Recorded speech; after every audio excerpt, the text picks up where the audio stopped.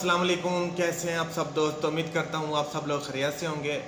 तो जैसा कि दोस्तों आप लोगों ने टाइटल तो पढ़ लिया है, तो आज हम बात करने वाले हैं कि पाकिस्तानी स्टूडेंट्स जो सीएससी स्कॉलरशिप के लिए, जो कि एक चाइनीज़ गवर्नमेंट स्कॉलरशिप है, अप्लाई करते हैं, तो उनमें जो है मोस्टली दोस्तों को जो रिजेक्शन मिलती है, उनकी एप्लीकेशन जो है वो रिजेक्ट हो जाती है। किस वजह से वो रिजेक्ट होती है, क्यों होती है, क्या क्या गलती जो है ना आप दोस्त करते हैं, तो आज मैं आप दोस्तों को वो सारी गलतियां बताने वाला हूं। तो उम्मीद करता हूं आप लोगों को ये वीडियो पसंद आएगी।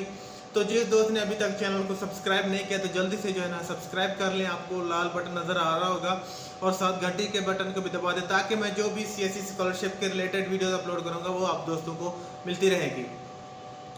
तो हम बात करते हैं कि पहले नंबर पे हम क्या गलती करते हैं। पहले नंबर पे हम गलती ये करते हैं कि हम जब सीएससी स्कॉलरशिप अप्लाई करते हैं तो चाहिए हम 3 यूनिवर्सिटी में अप्लाई करते हैं। तो 3 यूनिवर्सिटी में अप्लाई जब करते हैं तो एक ही ईमेल से जो ना एक ही अकाउंट में तीन यूनिवर्सिटी में एक अकाउंट से अप्लाई कर देते हैं। सबसे जो बड़ी गलती है वो तो फौरन ही जो है ना एप्लीकेशन से रिजेक्ट हो जाती हैं।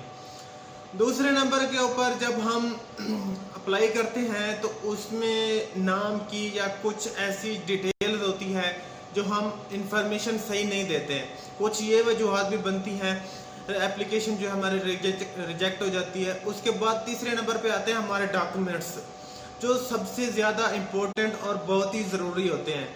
हम उन डॉक्यूमेंट्स को जो है ना वो पूरी तरह से रीड आउट नहीं करते, पूरी तरह से बनवाते नहीं हैं, तो जिसकी वजह से हमारी एप्लीकेशन पूरी नहीं होती और वो जो है रिजेक्ट हो जाती है। ये सबसे 3 जो थे बड़े मसले थे।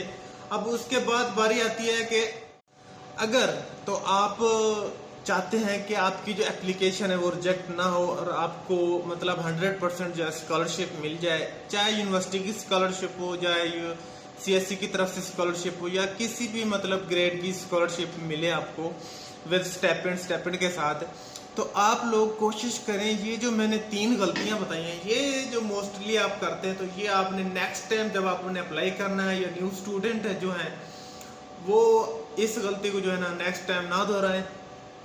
क्योंकि अगर आप दोहराएंगे तो ये गलती तो आप लोगों के सामने ही रिजल्ट आएगा रिजेक्शन का।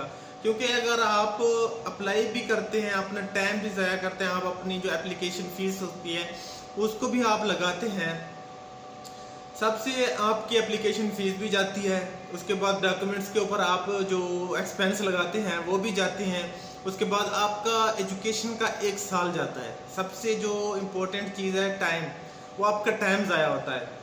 तो आपको नेक्स्ट ईयर अप्लाई आप जब करते हैं तो आपका नेक्स्ट ईयर भी अप्लाई मतलब साफ ज़ाया हो जाता है अगर आपका एडमिशन नहीं होता तो कोशिश किया करें सारी जो इन्फॉर्मेशन उन्होंने मांगी होती है अप्लाई करने की, तो वो तरतीब से जो है ना दिया करें।